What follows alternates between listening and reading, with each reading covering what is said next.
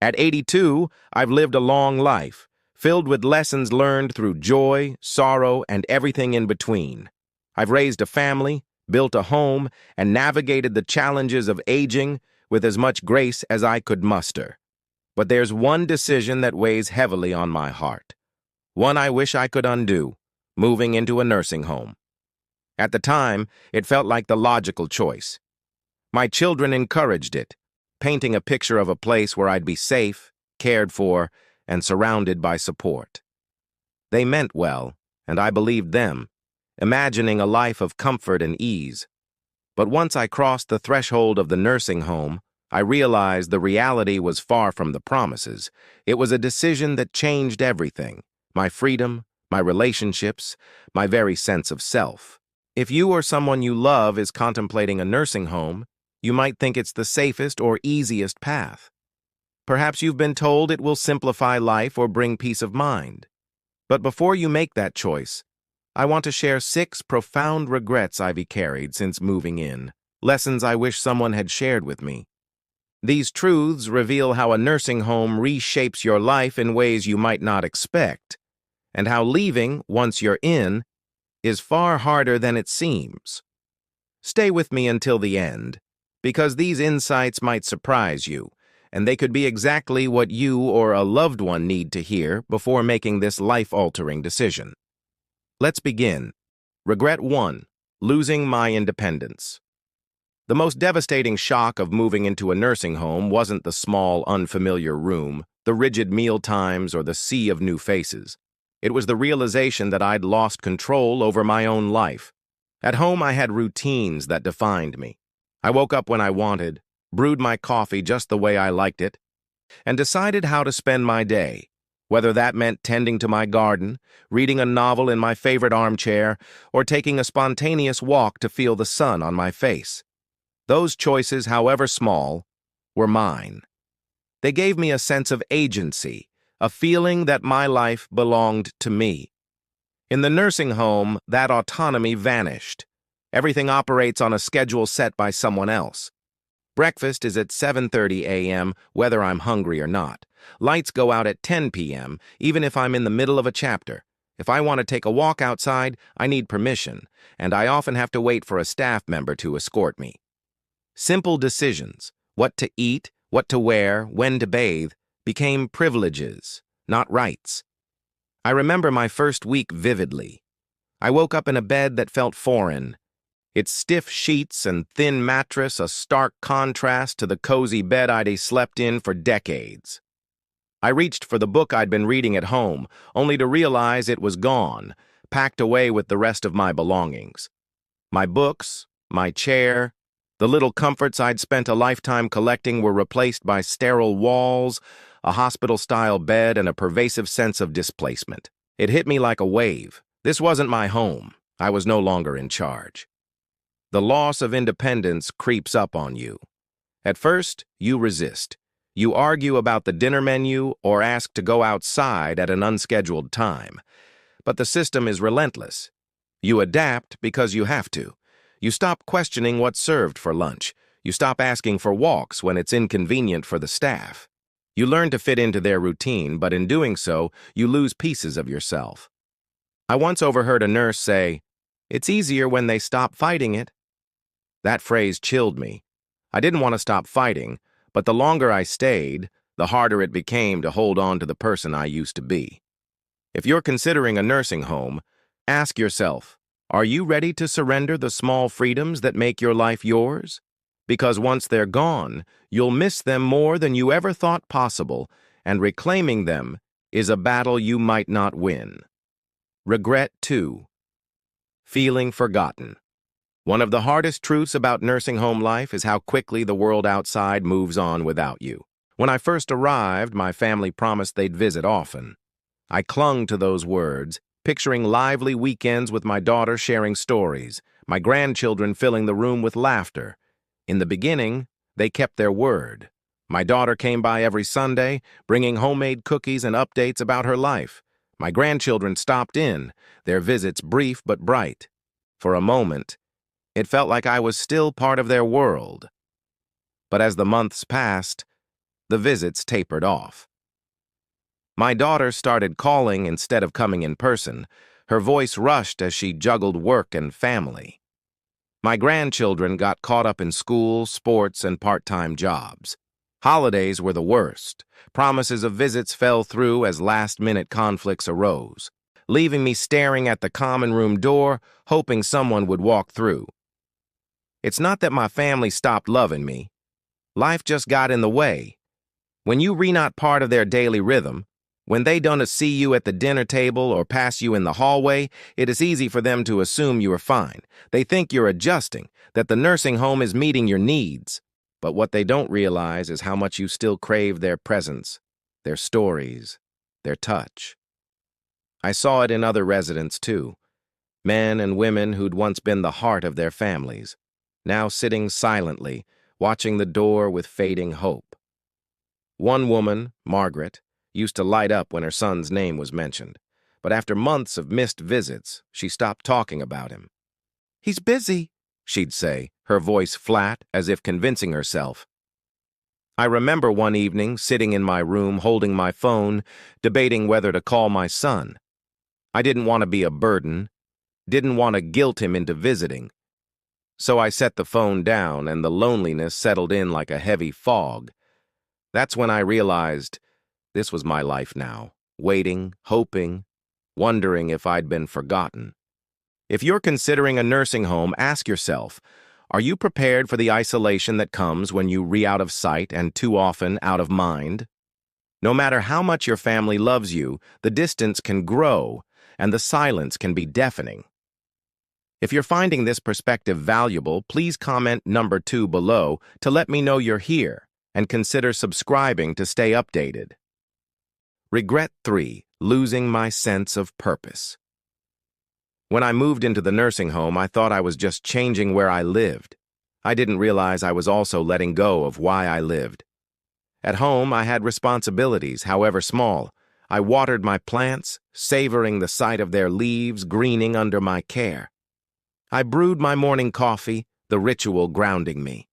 I tidied my space, arranged my books, knitted scarves for my grandchildren. These tasks gave my days structure, a reason to get out of bed. They reminded me I was still capable, still needed. In the nursing home, those rituals disappeared. Meals are prepared by staff, served on trays at set times. Cleaning is handled by someone else. The plants? They're artificial or they belong to the facility, not me. At first I told myself it would be nice to relax, to be free of chores. But within weeks, I felt a void. The days stretched endlessly, filled with nothing but waiting. For meals, for activities, for the clock to tick forward. I saw it in others too. George, an 84-year-old former carpenter, used to spend his days in his garage, building birdhouses or fixing furniture. His hands were always busy, his mind sharp with purpose. Here he had no tools, no projects. I watched him withdraw, his once strong hands resting idly in his lap. "I feel useless," he told me, his voice heavy with resignation. I knew exactly what he meant. Without purpose, life loses its spark. The mind slows, the body follows, and soon you feel like a shadow of yourself. Just another resident in a place where time moves but nothing changes. I tried to fill my days, joining activities, chatting with others, but they felt hollow compared to the life I'd built at home. If you're considering a nursing home, ask yourself, what gives your life meaning? Because finding purpose here isn't as simple as passing time. It is about fighting to hold on to what makes you feel alive. And in a place where so much is done for you, that fight is harder than you expect. Regret 4. Declining health. Faster than expected. Before moving into the nursing home, I was in decent shape for my age. I wasn't running marathons, but I could cook my own meals, shop for groceries, and take daily walks around my neighborhood. I had routines that kept me moving, stretching in the morning, climbing the stairs to my bedroom, even sweeping the porch. Those small efforts kept my body strong and my mind clear. But once I moved in, everything changed. Meals were delivered to me, so I stopped cooking. If I needed something, I could press a button for help. At first, it felt like a luxury, but I didn't realize how quickly inactivity would erode my strength. The less I moved, the weaker I became. My legs grew stiffer from hours of sitting.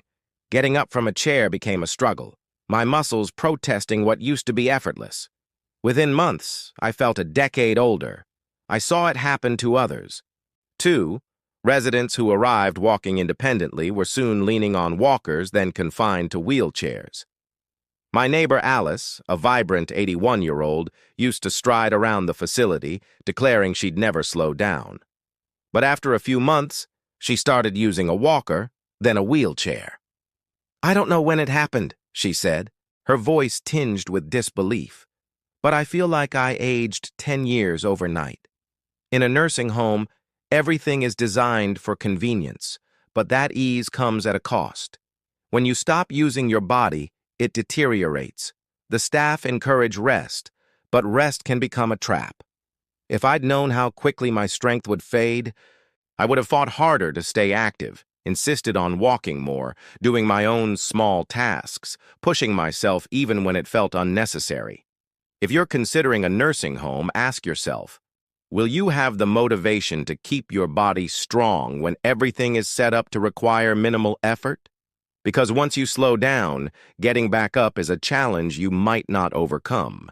If you're finding this helpful, comment number 4 below. And please subscribe to support more content like this. Regret 5. Losing privacy and dignity. I never fully considered how much privacy I'd lose in a nursing home.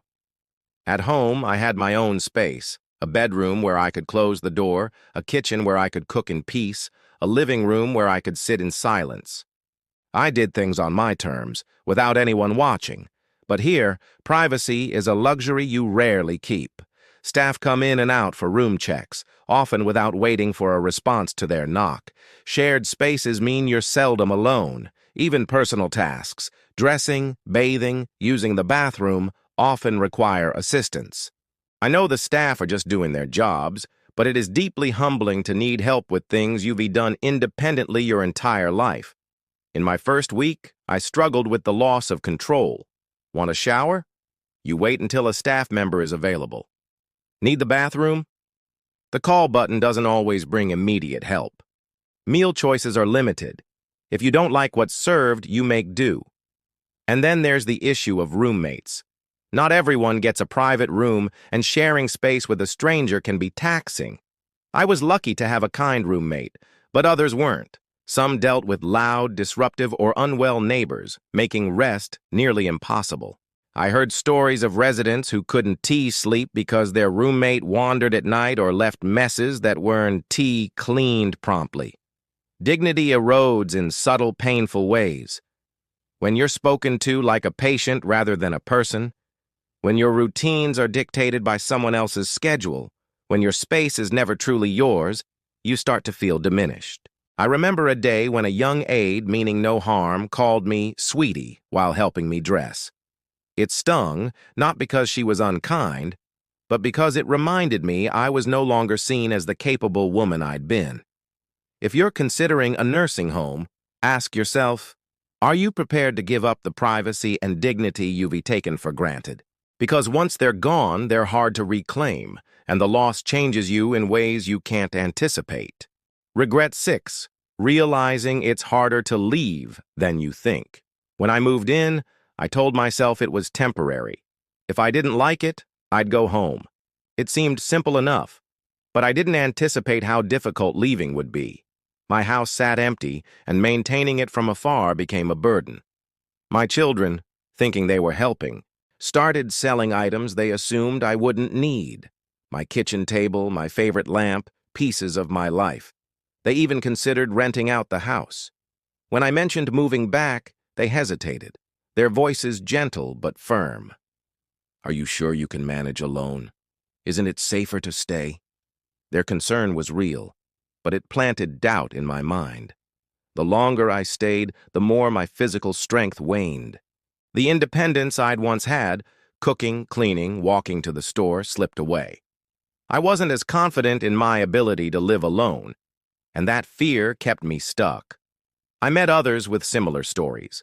One man, Robert, moved in just to try it. Within a year, his home was sold to cover care costs, and he had nowhere to go. The nursing home becomes your world, and the life you knew outside fades into a memory. The financial, physical, and emotional barriers to leaving grow, and what felt like a reversible decision becomes permanent. If you're considering a nursing home, ask yourself, are you prepared for the possibility that leaving might not be an option? Because once you settle in, the obstacles, whether it's a sold home, declining health, or family resistance, can be insurmountable. If you're still here, comment number 6 below, and please subscribe to stay updated. Final thoughts. At 82, I don't regret growing older. It's a gift to have lived this long. But I deeply regret believing a nursing home was my only option. I expected comfort and security. Instead, I lost my independence, my privacy, my purpose, and parts of my health. Nursing homes aren't inherently bad. Some people need the care they provide. But before you choose this path, weigh what you're giving up. If I could do it over, I'd have explored every alternative. Home care, community support, anything to preserve my freedom for as long as possible. If you're facing this decision, ask yourself, is this truly what's best, or is it just what seems easiest? Your routines, your choices, your life, they're worth fighting for. Thank you for hearing my story. Please share one thing you've learned in the comments below and how you might use it. Your thoughts mean the world, and your support helps spread this message. If you found this helpful, like, subscribe, and share to help others make informed choices. I look forward to connecting with you again soon.